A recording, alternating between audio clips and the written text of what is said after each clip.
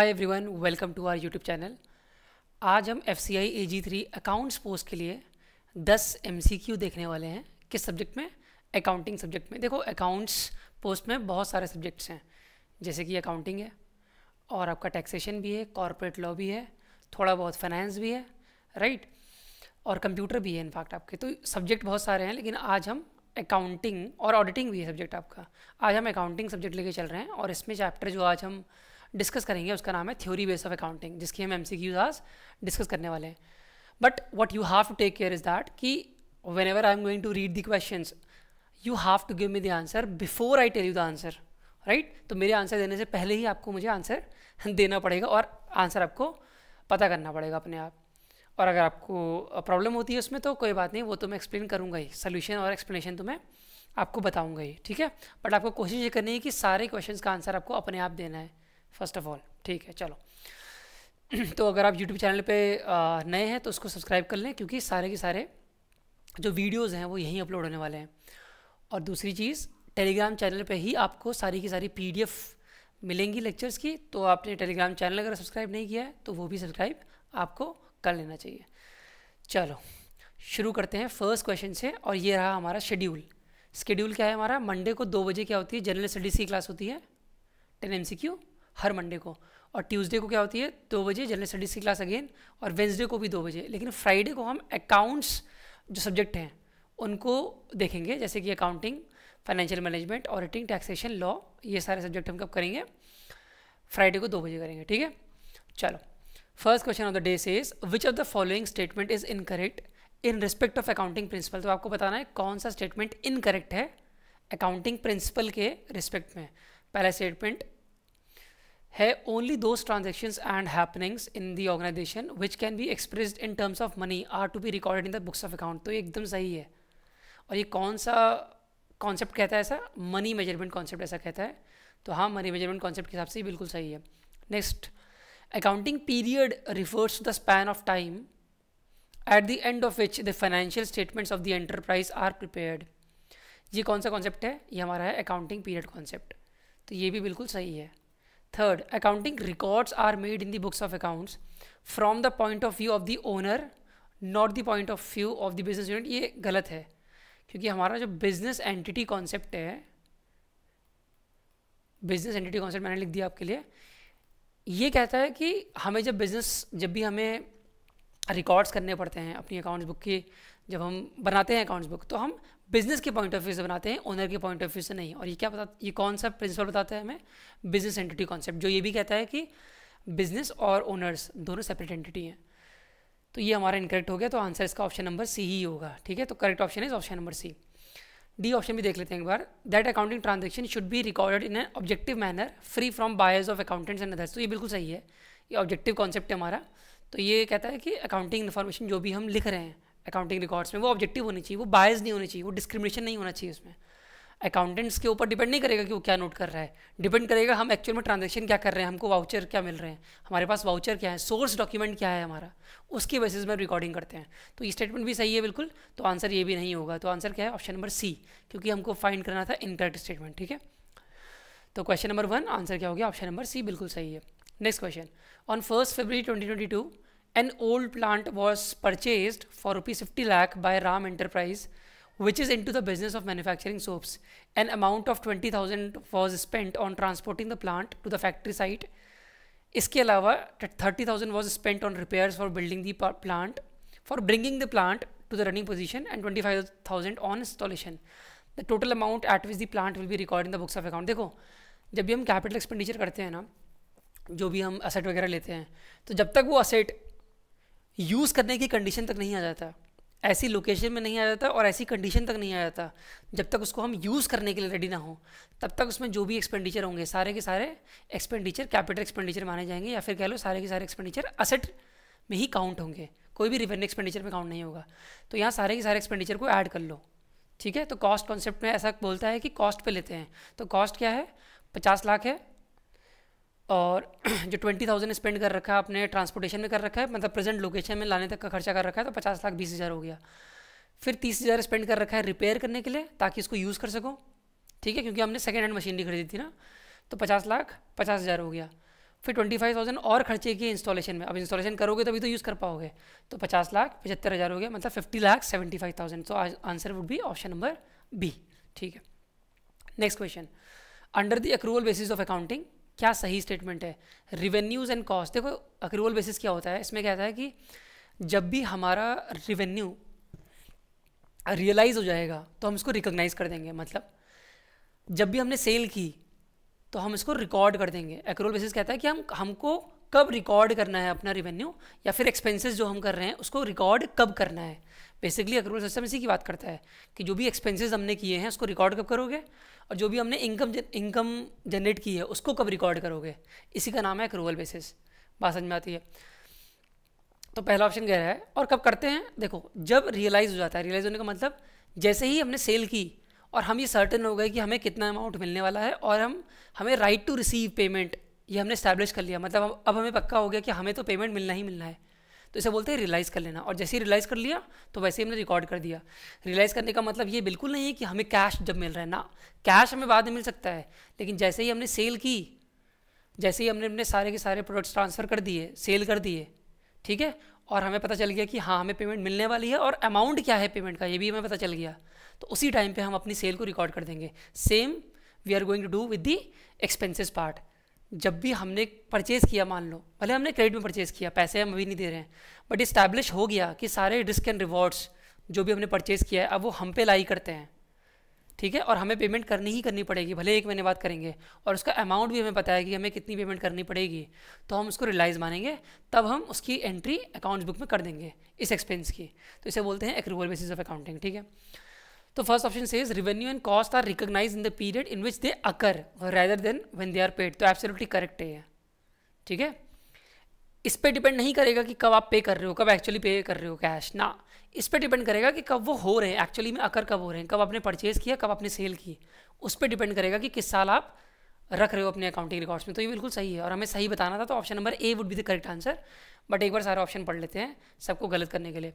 No distinction is made between the receipt of cash and the right to receive cash. तो ये बिल्कुल गलत है स्टेटमेंट, क्योंकि there is a clear distinction होती है कि जब हमने right to receive cash establish कर लिया तब हम रिकॉर्ड कर लेते हैं, भले हमें एक्चुअल कैश बाद में मिल रहा है। तो there is a clear distinction between these two aspects कि when right to receive payment established and when the actual cash we are receiving, there is a clear distinction between these two aspects. ठीक है, तो ये गलत है। C option, monetary effect of a transaction is taken into account in the period in which cash is actually received और paid by the enterprise rather than in the period in which they are earned। तो ये भी गलत है। Basically इसमें बोल रहा है वही कि आप मॉनेटरी इफेक्ट तब लोगे अकाउंट में, तब एंट्री करोगे जब कैश एक्चुअली रिसीव हुआ, नहीं जब अकरेंस होती है तब करते हो। All of the about true, ये भी गलत हो गया ना, ये भी गलत हो गया। तो सही आंसर है ऑप्शन नंबर ए ओनली। ठीक है, तो ये रहा आपका option number A is the correct answer. Next question, question number 4, what is the underlying accounting concept that supports no anticipation of profits but provision for all possible losses। देखो accounting हम entry करते हैं तो ये सोच के करते हैं कि अगर हमने कोई एंटिसिपेट किया लॉस फ्यूचर में, अगर हमें फ्यूचर में आगे जाके लगा कि हमें ये लॉस होने वाला है, उसको तुरंत रिकॉर्ड कर लोगे अपनी अकाउंट बुक में। लेकिन अगर हमें ये लग रहा है, हम एंटिसिपेट कर रहे हैं कि हमें प्रॉफिट होने वाला है फ्यूचर में, तो उसको रिकॉर्ड नहीं करते हम। इसे बोलते हैं कंजर्वेटिज्म अप्रोच। क्या बोलते हैं? कंजर्वेटिज्म या प्रूडेंस अप्रोच। मतलब आप ओवर एस्टिमेट नहीं कर सकते प्रॉफिट को, आप ओवर एस्टिमेट कर दोगे लॉसेस को, बट आप ओवर एस्टिमेट नहीं करोगे प्रॉफिट्स को, तो वो गलत हो जाएगा ना। इनकम ज़्यादा दिखा रहे हो अपनी और लॉस ज़्यादा दिखा सकते हो आप। मतलब अगर आपने एंटिसिपेट किया लॉस फ्यूचर में होने वाला है तो इसी साल रिकॉर्ड कर दो उसको, वो चलेगा। लेकिन आप जो एक्सपेक्टेड प्रॉफिट है, जो अभी तक हुए नहीं है, जो एंटिसिपेट कर रहे हो, उस प्रॉफिट को आप रिकॉर्ड नहीं करते हो। जब वो प्रॉफिट एक्चुअल में हो जाता है तब रिकॉर्ड करते हो। तो इसको बोलते हैं प्रिंसिपल ऑफ कंजर्वेटिज्म। आप कंजर्वेटिज्म अप्रोच लेके रिकॉर्डिंग कर रहे हो, जब प्रॉफिट हुआ एक्चुअली में सेल हुई तभी रिकॉर्ड करो, वरना मत करो। लेकिन अगर लॉस एंटिसिपेट कर पा रहे हो तो रिकॉर्ड कर लो, तो प्रॉफिट कम दिखेगा आपका। ठीक है, तो no over estimation of profit and no under estimation of losses. ठीक है, एस्टिमेट लॉस को अंडर एस्टिमेट नहीं करोगे और प्रॉफिट को ओवर एस्टिमेट नहीं करोगे, यही कंजर्वेटिज्म का फंडा है। तो option number D is going to be the correct answer. Question number 5, which one of the following accounting concept is appointed by the entity when events such as new competitor entering into the market and rift between the production and marketing departments are not considered in the books of account। तो basically ये बोल रहा है कि कौन से accounting concept को आप अप्लाई कर रहे हो जब आपके ऑर्गेनाइजेशन में कुछ ऐसा इवेंट हो रहा है जिसको आप रिकॉर्ड नहीं कर रहे हो, और वो इवेंट क्या है कि कोई नया कॉम्पिटिटर मार्केट में आया। अब हमारे ही ऑर्गेनाइजेशन के अंदर मार्केटिंग डिपार्टमेंट है और प्रोडक्शन डिपार्टमेंट है, तो दोनों में राइफ्ट हो गया। राइफ्ट क्या हुआ, उसने कहा, प्रोडक्शन डिपार्टमेंट ने कहा कि देखो हमारे पास बजट इतना है, हम इतना प्रोड्यूस कर रहे हैं, आपको इतना बेचना है। मार्केटिंग डिपार्टमेंट कह रहा है कि हम तो इतना बेच ही नहीं पाएंगे क्योंकि हमारा ही कॉम्पिटिशन आ गया है मार्केट में। और प्रोडक्शन डिपार्टमेंट कह रहा है नहीं, हम तो इतना बनाएंगे, आपको इतना बेचना पड़ेगा। दोनों में राइफ्ट हो गया। तो अगर कुछ राइफ्ट हुआ है, इसको आप मेजर नहीं कर सकते मॉनेटरी टर्म्स में, तो इसलिए आप इसको रिकॉर्ड भी नहीं कर सकते। जो आपका राइफ्ट हुआ है दोनों डिपार्टमेंट में, इसको आप रिकॉर्ड नहीं कर सकते क्योंकि इसको, इस राइफ्ट को मेजर नहीं कर सकते मॉनेटरी टर्म्स में। तो ये कौन सा कॉन्सेप्ट कहता है, मनी मेजरमेंट। मनी मेजरमेंट कहता है कि जिस अकाउंटिंग ट्रांजैक्शन को, जिस इवेंट को आप मेजर कर सकते हो मॉनेटरी टर्म्स में, उसी को रिकॉर्ड कर सकते हो। Question number 6, in case of gold mining companies revenues recognise in the accounting period in which the gold is what. देखो ये बेसिकली बात कर रहा है रेवेन्यू अक्रूवल कॉन्सेप्ट बोल सकते हो या रेवेन्यू रिकॉग्निशन कॉन्सेप्ट बोल सकते हो। दोनों कॉन्सेप्ट के हिसाब से क्या बोलता है कि रेवेन्यू को हम तब रिकॉग्नाइज करते हैं, कब करते हैं रेवेन्यू रिकॉग्नाइज, जब हमें रेवेन्यू रियलाइज हो जाता है, मतलब ये स्टैब्लिश हो जाता है कि हमें तो पेमेंट मिलने ही वाली है, हमें तो पेमेंट मिलने ही वाली है। तो गोल्ड माइनिंग कंपनीज में जब गोल्ड माइंड हो जाता है तब हमें ये पता चल जाता है, अब भाई गोल्ड माइन हो गया, गोल्ड तो कैश ही मानते हैं, कैश इक्वल मानते हैं गोल्ड को, तो हमें तो पता चल गया भाई कि हमें रेवेन्यू रिकॉग्नाइज होने वाला है। रेवेन्यू रिकॉग्नाइज कर देते हो गोल्ड के केस में, ठीक है। गोल्ड क्योंकि कैश इक्वलेंट है, ऐसा थोड़ी कि गोल्ड की डिमांड नहीं है मार्केट में, गोल्ड तो जब चाहो बेच दो तब रुपये मिल जाएंगे, ठीक है। तो इस केस में क्या करते हैं, गोल्ड माइनिंग कंपनीज के केस में क्या करेंगे, जैसे ही गोल्ड को माइन करोगे आप अपने रेवेन्यू को रिकॉग्नाइज कर सकते हो। आपने डिस्कवरी चैनल पे देखा है जो गोल्ड एक्सट्रैक्ट करते हैं, जैसे ही गोल्ड माइन होता है सब खुश हो जाते हैं, क्यों, क्योंकि उनको पता है कि रेवेन्यू जनरेट होने वाला है, तो कोई डाउट नहीं है कि हमें पैसा नहीं मिलेगा। तो जब कोई डाउट नहीं है तो रिकॉर्ड कर लो आप। तो जैसे ही गोल्ड को माइन कर लिया आपने रेवेन्यू रिकॉग्नाइज कर लिया, तो ये रेवेन्यू रिकॉग्निशन कॉन्सेप्ट कहता है। तो हम ये वेट नहीं करोगे कि कब आपने सेल किया है, जैसे ही माइंड किया आप इसको रिकॉग्नाइज कर सकते हो, ठीक है। तो option number C is going to be the correct answer है यार। तो ये देखो ऑप्शन नंबर सी आंसर है। क्वेश्चन नंबर 7, आपको कुछ डेटा दिया हुआ है, क्या डेटा है कि cost of machinery purchase on 1 April 2016 is 10 lakh, install कर रखा है 1 लाख रुपये में, मार्केट वैल्यू दे रखी है 31 मार्च 2017 को 12 लाख। तो बेसिकली जो टोटल कॉस्ट थी वो थी 11 लाख, ठीक है। 1 अप्रैल 2016 को इतने में लिया था, तो बैलेंस शीट डेट में कितने में लिखना चाहिए, 11 लाख में लिखना चाहिए क्योंकि यही कॉस्ट है। मार्केट वैल्यू लेकिन 12 लाख थी, लेकिन कंपनी ने क्या किया, जब फाइनलाइज किए अकाउंट्स तो इस मशीनरी की कॉस्ट को बैलेंस शीट में 12 लाख रुपए में रख दिया, ना कि 11 लाख में, तो गलती कर दी। तो यही बोल रहा है कि कौन सा कॉन्सेप्ट वॉयलेट किया है इसने, कॉस्ट कॉन्सेप्ट को वॉयलेट कर दिया है, मतलब आंसर होगा ए। क्यों कॉस्ट कॉन्सेप्ट को वॉयलेट किया है, क्योंकि कॉस्ट कॉन्सेप्ट कहता है कि भाई आप कॉस्ट में ही रखोगे अपने एसेट को ना eight the end of the accounting year. तो 2017 31 मार्च 2017 में आपको 11 लाख में रखना था क्योंकि कॉस्ट थी 11 लाख, आपने रख दिया मार्केट वैल्यू में, तो ये गलत कर दिया। तो किसके अकॉर्डिंग गलत किया, कौन सा वॉयलेट हो गया प्रिंसिपल, कॉस्ट कॉन्सेप्ट या कॉस्ट प्रिंसिपल वॉयलेट हो गया। तो answer would be option number A. Next question, a concept that a business enterprise will not be sold और liquidated in the near future.